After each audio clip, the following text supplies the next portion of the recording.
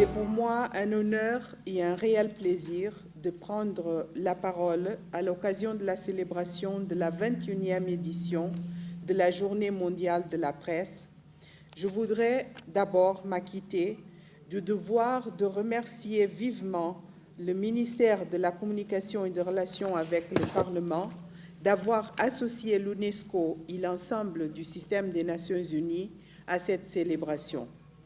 Je salue aussi l'ensemble de la grande famille de la presse pour la forte mobilisation à l'occasion de cette journée. Je vais vous lire le message conjoint du secrétaire général de l'Organisation des Nations Unies et de la directrice générale de l'UNESCO dédié à cette journée. La liberté des médias pour un avenir meilleur, élaboration du programme de développement pour l'après 2015. Cette année, la communauté internationale a une occasion qui ne se présente qu'une fois à une génération de préparer pour le développement durable un programme à long terme qui succédera aux objectifs du millénaire pour le développement lorsqu'ils arriveront à terme en 2015. La bonne exécution de ce programme exigera que toutes les populations jouissent des droits fondamentaux à la liberté d'opinion et d'expression. Ces droits sont essentiels à la démocratie, la transparence, l'obligation rédactionnelle et l'état de droit. Ils sont vitaux pour la dignité humaine, le progrès social et le développement inclusif. La Journée mondiale de la liberté de presse souligne l'importance des médias indépendants, libres et pluralistes pour protéger et promouvoir des droits. Le journalisme est un moyen de débattre de manière éclairée sur un large éventail de questions de développement, depuis les défis environnementaux et le progrès scientifique jusqu'à l'égalité de genre, en passant par la participation des jeunes et la consolidation de la paix. Ce n'est que lorsque les journalistes sont libres de surveiller, d'enquêter et de critiquer les politiques et les actions qu'une bonne gouvernance peut exister. Même au-delà de 2015, nous devrons faire face à des graves menaces à l'encontre de la liberté de la presse dans le monde. Dans de nombreux pays, les journalistes et les autres professionnels des médias sont, pour rendre compte de la vérité, confrontés à des obstacles systématiques allant de la censure, l'arrestation et l'emprisonnement à l'intimidation, les attaques, voire l'assassinat. Ces abus intolérables sont la preuve que la liberté de la presse et les droits de l'homme qui la sous-tendent sont extrêmement fragiles et doivent être activement défendus. L'Assemblée générale des Nations unies a condamné sans équivoque toutes les attaques et violences contre les journalistes et les personnels des médias. Les gouvernements et tous les organismes et personnalités influentes doivent désormais réagir à cette condamnation en protégeant le journaliste et les autres professionnels des médias. Les Nations unies sont prêtes à jouer leur rôle. Les organismes des Nations unies coopèrent déjà entre eux et avec d'autres partenaires sous la direction de l'UNESCO afin de créer un environnement libre et sûr pour les journalistes et les professionnels des médias du monde entier. En cette journée mondiale de la liberté de presse, nous appelons tous les États, toutes les sociétés et tous les particuliers à défendre activement la liberté d'expression et la liberté de la presse en tant que droits fondamentaux et contributions cruciales à la réalisation des objectifs du millénaire pour le développement et la promotion du programme de développement pour l'après 2015. Ban Ki-moon et Irina Bokova.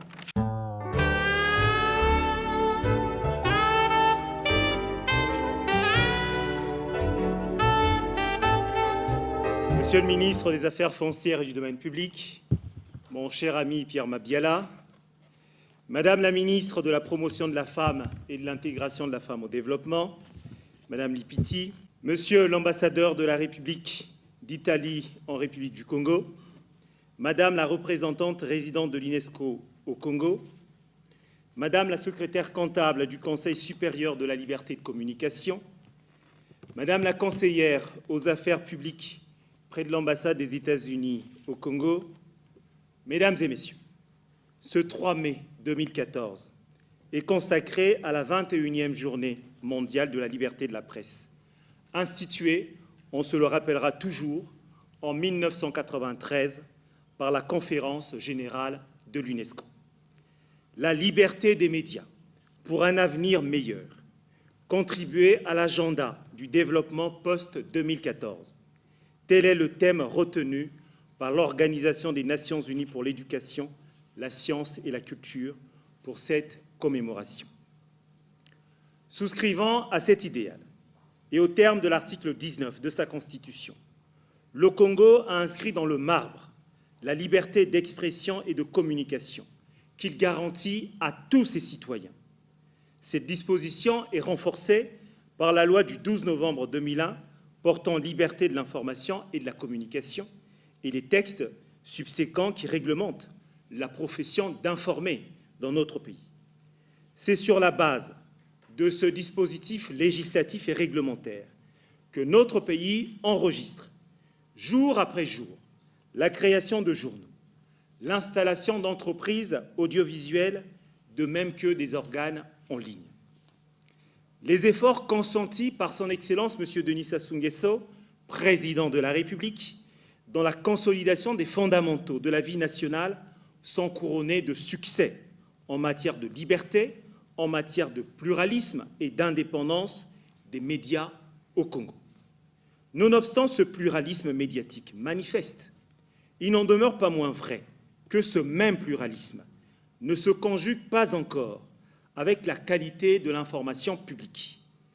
Les articles de presse ont besoin d'une clarté linguistique pour informer les lecteurs ou les auditeurs et contribuer ainsi véritablement et puissamment à la transformation positive de notre société.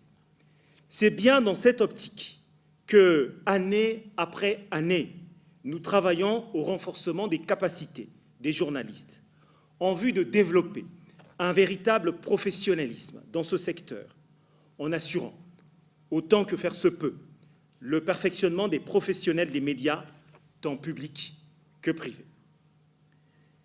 Mesdames et messieurs, le thème de cette année est évocateur à plus d'un titre. Il implique que nous ne nous contentions plus simplement des résultats actuels, mais que nous allions bien au-delà de nos acquis.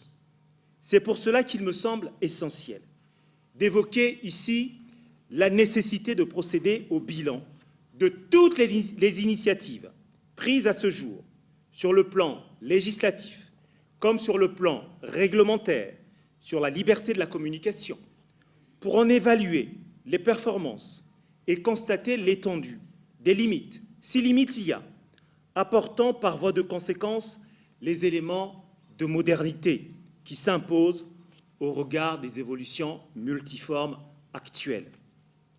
Ce bilan est bien essentiel pour l'avenir d'un secteur qui fonde les espoirs d'un ensemble de professions et qui fonde aussi les espoirs de notre pays.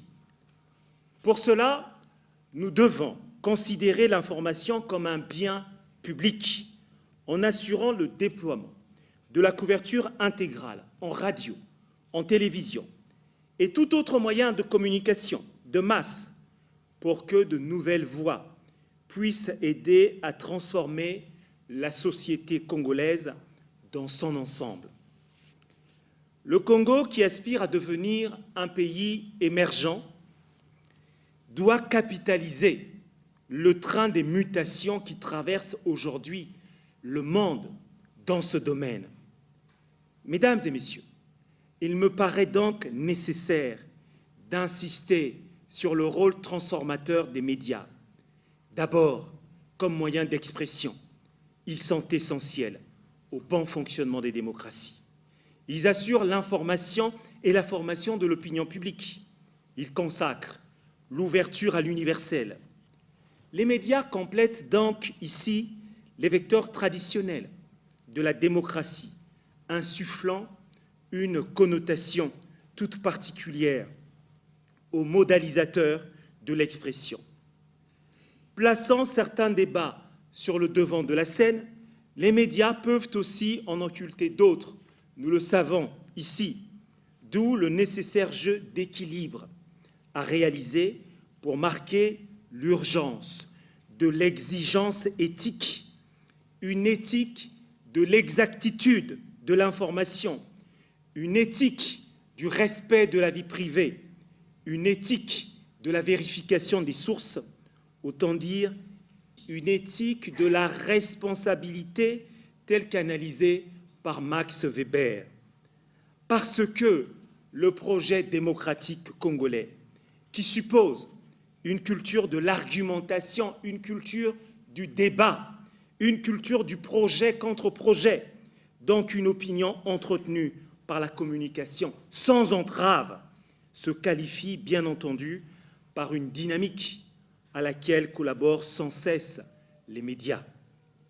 Leur rôle, leur responsabilité est donc d'œuvrer sans réserve à l'agissement des espaces d'opinion, d'étendre la visibilité de la chose publique afin de favoriser une intelligence beaucoup plus impétueuse du génie national, du génie congolais.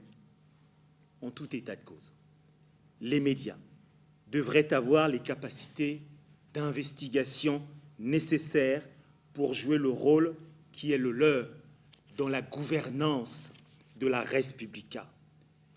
Si nous voulons que les médias améliorent la gouvernance de manière à ce que celle-ci ait un impact sur la réduction de la pauvreté, sur la réduction des inégalités, il convient que les médias eux-mêmes parviennent à renforcer leur crédibilité en améliorant les normes professionnelles, en veillant à ce que les journalistes reçoivent une formation, une information aussi, la bibliothèque du CNR-TV est là, suffisante, et observe les principes déontologiques appropriés.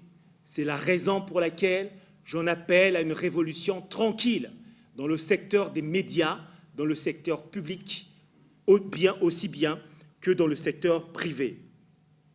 Rien n'est donc plus essentiel que d'assurer la qualité des hommes et des femmes par une formation appropriée.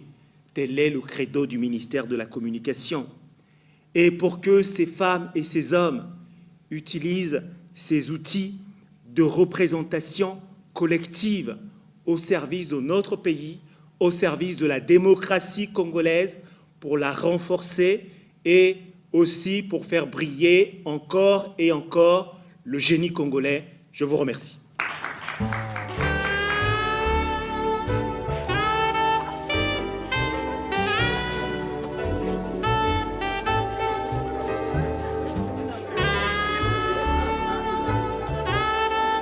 Bonjour, monsieur le conservateur.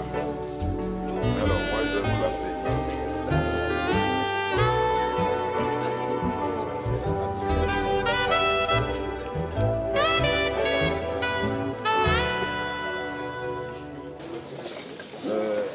C'est le centre qui permet aux journalistes de faire des recherches, de se connecter à l'Internet, être en contact avec d'autres chercheurs. Quand ils arrivent, pas parce que de l'autre côté, il y a des gens qui lisent et qui apprennent même le français. Et là, ceux qui veulent apprendre tranquillement dans le cadre de recherche qui est ouverte aux journalistes, comme aux étudiants qui veulent travailler ici tranquillement. Ils ont accès aux ouvrages, aux multimédias qui sont là. C'est vraiment une salle, on est vraiment tranquille ici. Vous pouvez travailler, faire de la recherche, rédiger, etc. Et là-bas, c'est une salle de lecture. Là, on est plus au calme. L'histoire américaine. L'histoire américaine. L'histoire américaine. On va faire un petit rayon italien. Dans un petit rayon, vous voyez comme ça. On a des missionnaires aussi américains